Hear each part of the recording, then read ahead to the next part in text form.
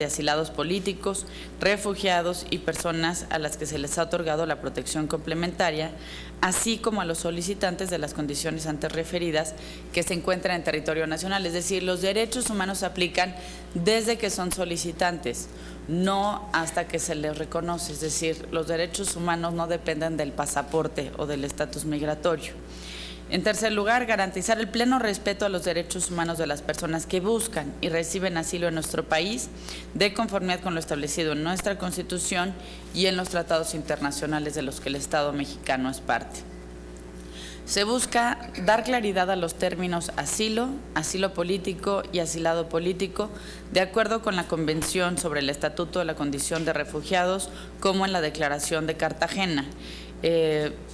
Son distintos conceptos, los de asilo, los de protección complementaria, el reconocimiento de la condición de refugiado, pero nuestra legislación no ha tenido claras definiciones.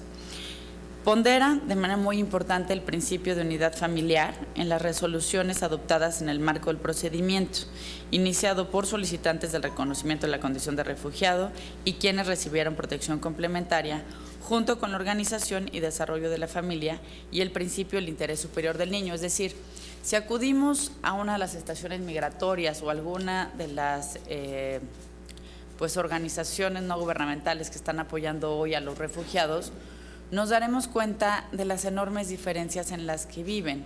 Quienes todavía se encuentran en estaciones migratorias, pues prácticamente están privados de su libertad. Se habla de detenciones administrativas, pero aunque venga el apellido de administrativo, es una detención. Y estas detenciones, particularmente en el caso de menores de edad o de niños que cuentan con sus familiares, es absolutamente ilegal a los ojos del derecho internacional de los derechos humanos. Además, y creo que vale la pena señalarlo, pues es uno de los principios que México ha demandado de manera consistente a los Estados Unidos. No podemos tener un discurso hacia la frontera norte donde exigimos respeto a los derechos humanos, mientras al sur de nuestro país parecemos expertos en violar los derechos humanos. También de manera muy importante se busca incorporar la protección de datos personales en nuestra legislación, al principio pro persona, la perspectiva de género, transparencia y, por supuesto, el acceso al debido proceso. En materia de protección a los niños, a los derechos de niñas, niños y adolescentes, se establece que el Estado mexicano debe priorizar la reunificación familiar dentro del territorio nacional.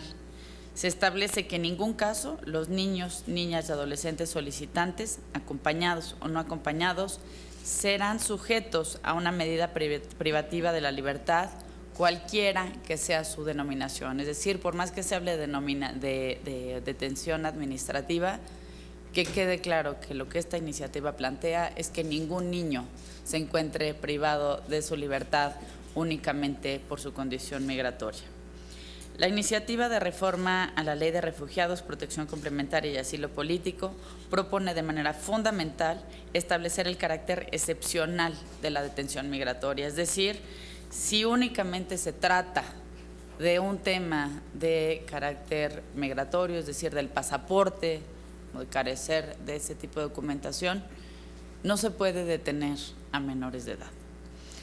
Garantiza a los solicitantes de la condición de refugiado el derecho a la libre circulación dentro del territorio nacional, estableciendo que cuando un solicitante cambie de domicilio, deberá notificar dicha situación a la Secretaría de Gobernación, así como también debe respetarse el derecho a la privacidad de las comunicaciones entre el solicitante del reconocimiento de la condición de refugiado con su representante legal. En muchos de estos casos, pensemos, a veces nos resulta un poco ajeno en México porque no es la realidad que vivimos todos los días, pero pensemos en un refugiado que está huyendo de las maras o uno de los refugiados que está llegando de Venezuela. En fin, existen distintas razones por las que una persona se ve obligada a dejar su comunidad de origen y pedir el apoyo del Estado mexicano. Las comunicaciones que tengan estas personas con sus abogados seguramente estarán llenas no solo de historias, de tragedia, de momentos difíciles, sino también, por supuesto, buscando una mayor probabilidad para que su solicitud sea aceptada. Como lo vimos en los datos, 2 de cada 3 solicitudes son aceptadas, pero no el 100%. Y existe también una importante diferencia entre el otorgamiento de la protección complementaria y el de el reconocimiento de la condición de refugiado. Y parte fundamental precisamente del proceso legal tiene que ver con garantizar a todos los solicitantes el debido proceso. Y en muchas ocasiones este se ha visto violentado. Se plantea la urgencia de cumplir con las garantías mínimas que, a pesar de que están detalladas en la ley, presentan serias dificultades en su instrumentación. Estas van desde la correcta información respecto de los motivos de la detención de migrantes, la duración de dicha detención, el derecho que tienen para solicitar asilo y a comunicarse, además de la oportuna intervención y ayuda de intérpretes para facilitar la comunicación entre las autoridades y los solicitantes de asilo. En muchos de los casos, lo que nos hemos encontrado en caso de algunas personas que se encuentran como migrantes es que ni siquiera saben que tienen derecho a ser solicitantes de asilo en nuestro país. De acuerdo con datos de la Oficina de las Naciones Unidas para los Refugiados de ACNUR, de los peticionarios de asilo procedentes del denominado Triángulo Norte de Centroamérica, menos del 1% se acogen a esta figura, debido principalmente a la falta de información que se proporciona a quienes ingresan a territorio nacional. Se propone establecer la medida expresa respecto al derecho de todo solicitante a la condición de refugiado para, en primer lugar, acceder a servicios educativos, provistos por los sectores público y privado conforme a las disposiciones legales y reglamentarias aplicables. En segundo lugar, acceder a condiciones de igualdad, a una vivienda digna y decorosa, a una alimentación de calidad y a otras medidas para cubrir sus necesidades básicas.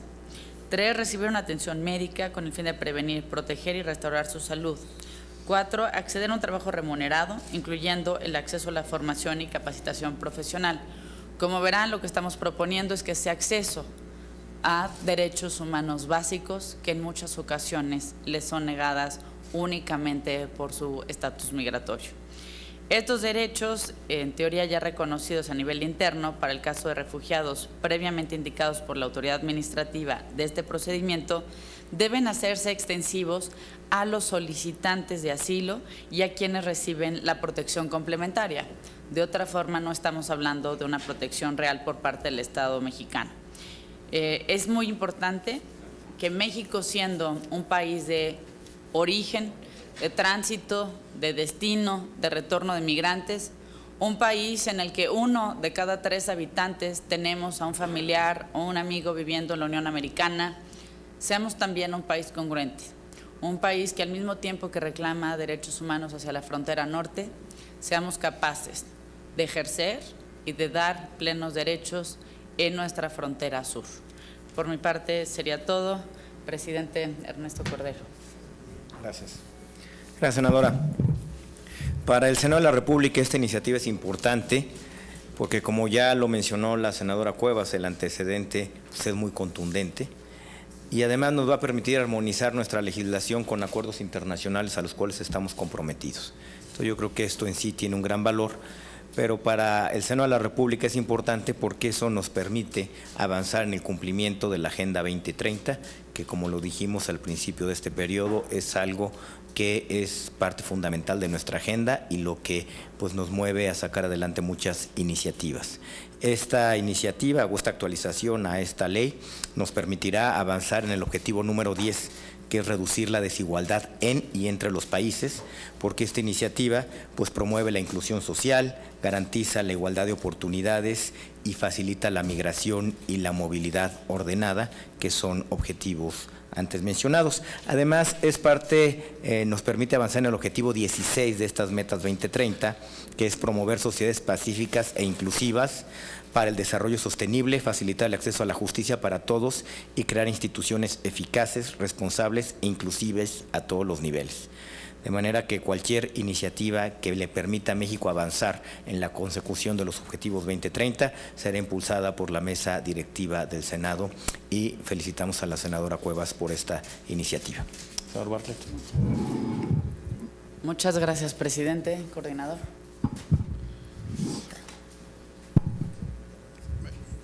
Yo quiero subrayar la importancia de esta iniciativa en el marco más amplio que es el respeto a los derechos humanos. México ha sido siempre un país abierto a los refugiados, a asilo, etcétera, como una tradición democrática y social de nuestro país. Platicamos hace un momento de situaciones muy graves que se dieron en relación con conflictos con diversos países, entre ellos con Guatemala. En algún momento tuvimos 40,000 refugiados en la frontera con Guatemala. En esa ocasión México les dio el tratamiento adecuado. Hoy población maya ha sido integrada a la población mexicana. Y así hemos tenido una y otra vez problemas graves de otros países que se reflejan en nuestra tradición de país abierto a los hermanos de América Latina, de Centroamérica y en general al derecho y a la libertad del asilo y la protección a refugiados. Sin embargo, el fenómeno ha crecido, ya nos dio las estadísticas de lo que está ocurriendo actualmente en el mundo entero y en México. Los números son mucho más abundantes y los problemas son, claro, pues más complicados. Por eso esta iniciativa que ha hecho la senadora es muy importante, muy valiosa y oportuna, desde luego. Es decir, el gobierno mexicano no puede dejarse llevar a sistemas represivos, a cárceles para extranjeros, a violar el derecho de los niños, sino que tiene que proceder conforme a su tradición. Y esta ley nos permite precisamente poner en orden todo este problema y recuperar para nuestro país en las normas, en la ley, la tradición humanitaria de México. Estamos muy orgullosos de nuestra compañera, sin duda alguna, y la felicito porque muy pronto el trabajo que ha venido desempeñando en la presidencia de la Comisión de Asuntos Internacionales, que fue de primera, pues está produciendo frutos importantes como este. De manera que muchas felicidades, y ya con el apoyo del presidente de la mesa no habrá ningún problema, porque nos va a dejar hablar todo el tiempo, vamos a discutir, vamos a ganar la votación, así es que estamos en las mejores condiciones. Muchas felicidades, de veras. Preguntas. Muchas gracias, coordinador Bartlett. Permítanme decirles un poco también de la historia política de esta iniciativa, y es que la reforma constitucional de 2016 no hubiera sido posible sin el apoyo de los dos senadores, del hoy presidente por segunda ocasión de la mesa directiva, el senador Ernesto Cordero, del senador Manuel Bartlett, coordinador de la bancada, porque pues México, y aquí sí hay que decirlo, México ha logrado que, independientemente de ideologías que hoy están dividiendo al mundo, lo que más nos preocupe, y ese es el mensaje que hoy mandamos, nos preocupa el verdadero ejercicio y respeto de los derechos humanos de todas las personas, independientemente de su condición migratoria. En este proceso hemos trabajado muy de cerca con ACNUR, muy de cerca con ONU Derechos Humanos. Estamos buscando que México tenga una política exterior ejemplar en un momento en que muchos países han decidido cerrar fronteras o construir muros, o donde se busca un discurso fácil queriendo culpar a los migrantes o a los refugiados de aquellos problemas que algunos gobiernos no han sabido responder. México no se encuentra en esa tesitura, y el mensaje que México hoy manda al mundo es el de unidad en torno a los derechos humanos de todas, absolutamente todas las personas. Estamos a sus órdenes. Si se nos permiten, senadoras, senadores, tenemos al momento registradas 3 preguntas. La primera de ellas es de Francisco Nieto, del Heraldo de México. Hola, buenas tardes. Varias preguntas. La primera es saber si hay un compromiso real para que esta propuesta de la senadora sea aprobada este periodo ordinario. Esta sería la primera pregunta, y aprovechando que está aquí el presidente, Pedirle un comentario sobre la encuesta que hoy da a conocer el Heraldo de México, donde Andrés Manuel va en primer lugar. ¿Quién va en primer lugar? Andrés Manuel, en segundo Mitt y en tercero Anaya. Y ya y también quisiera un comentario de lo mismo de la senadora, y con la senadora otra pregunta. ¿Cuál va a ser el papel principal en su trabajo en este Consejo Asesor Electoral que ayer dio a conocer López Obrador? Es decir, ¿qué va a estar haciendo usted ahí? Gracias. Bueno, yo espero que sí haya un compromiso por avanzar en esta iniciativa. Hoy vemos aquí, bueno, somos 3 senadores de distintos grupos parlamentarios, así que esperemos poder reunir la mayoría de votos necesaria y poder también trabajarlo con nuestra colegisladora. En segundo lugar, sobre mi participación en el Consejo Asesor, primero sí quiero aclarar que es una tarea que no tiene absolutamente nada que ver con la presidencia que ostento de la Unión Interparlamentaria. Mi trabajo en la Unión Interparlamentaria es un trabajo internacional y que en ningún momento se mezclará con mi trabajo interno o el trabajo electoral que realice para la campaña. En segundo lugar, creo que es un tema que debe preocuparnos a todos los mexicanos, la construcción de nuestra propia democracia. Lograr que nuestros votos cuenten, que el voto se ejerza con plena libertad. Por lo que este Consejo pretende es precisamente eso, es tener un plan de trabajo en el que estaremos trabajando para que el voto que los mexicanos emitiremos el próximo 1 de julio sea un voto libre, sea un voto sin presiones y de manera muy importante sea un voto que cuente.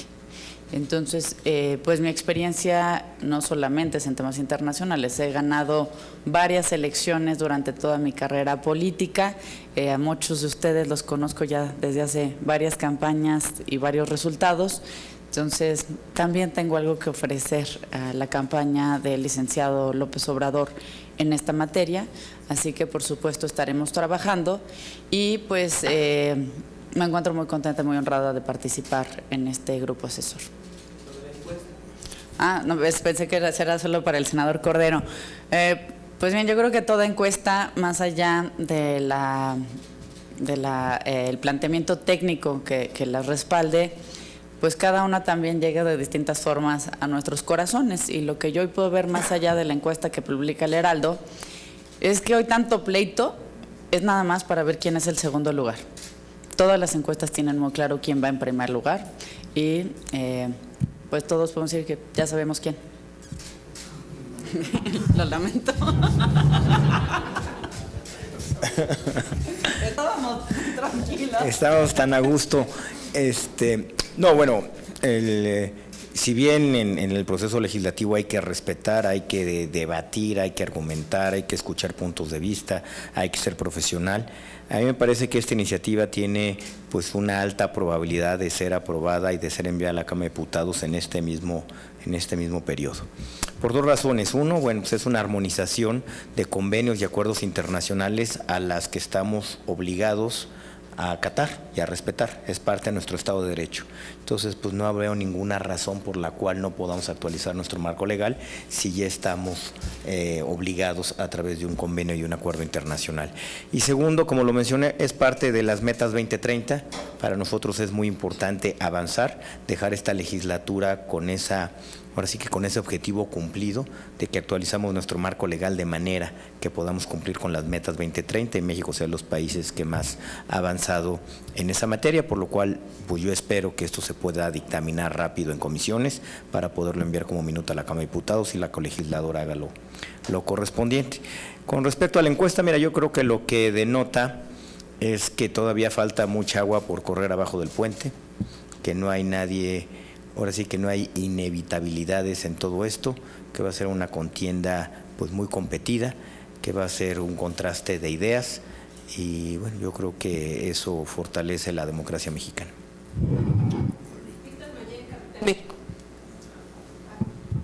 Senador Bartlett.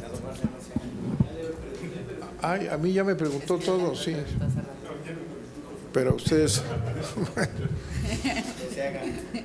No, yo comentaba hace un momento que Las encuestas son parte de la lucha política, unas son buenas y otras son manipuladoras, que para tener una visión que nos permita así de bote pronto, como nos dice aquí el compañero del Heraldo, ¿qué les parece esta encuesta?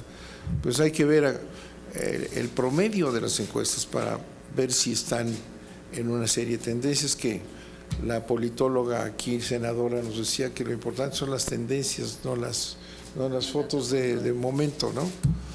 Es una encuesta que sale hoy con otra, además todos los días tendremos alguna. A mí me parece muy bien en cuanto al primer lugar, en cuanto al segundo no estoy muy seguro. Muchas gracias.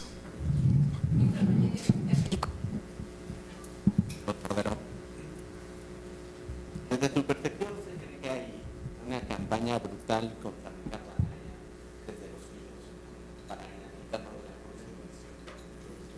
¿Usted se sumaría al reclamo de José Antonio Pide que la ACE la debe pagar refiriéndose a Ricardo Anaya?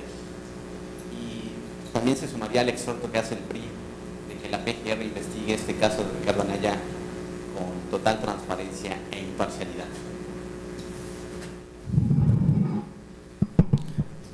Yo creo que, y como lo hemos dicho siempre, está en el mejor interés de los mexicanos que se investigue y que se investigue esto rápido.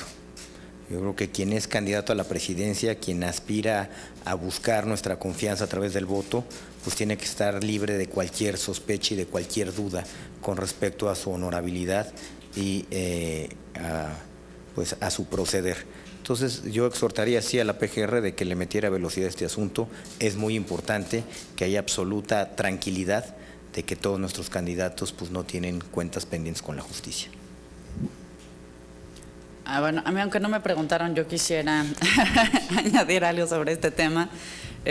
Coincidiendo con el senador Ernesto Cordero, yo creo que quienes nos dedicamos a la función pública, siempre, desde el principio, sabemos que estamos obligados a responder, a rendir cuentas, y más si se trata de las instancias de procuración de justicia, y me parece que obra en el mejor interés de cada persona también defender su nombre.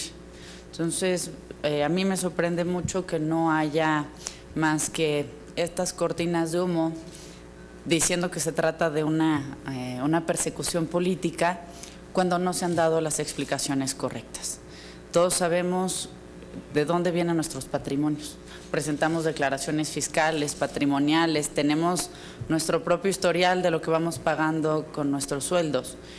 Yo creo que una persona, y más un candidato a la presidencia de la República, debiera estar en lugar de buscando cómo generar más humo, despejar cualquier duda sobre su propio nombre. Creo que ahí es donde debiera estar concentrado el esfuerzo de Ricardo Anaya y no en desprestigiar más a las instituciones, porque se les exige, pero cuando se trata de otras cabezas y cuando se trata de la propia, de la de él, entonces es que decide denostar esas mismas instituciones. Hay que recordar que hace algunos meses existía un gran debate por el famoso tema del fiscal carnal, ¿no? Y que se buscaban también mayor independencia a las instituciones de procuración de justicia.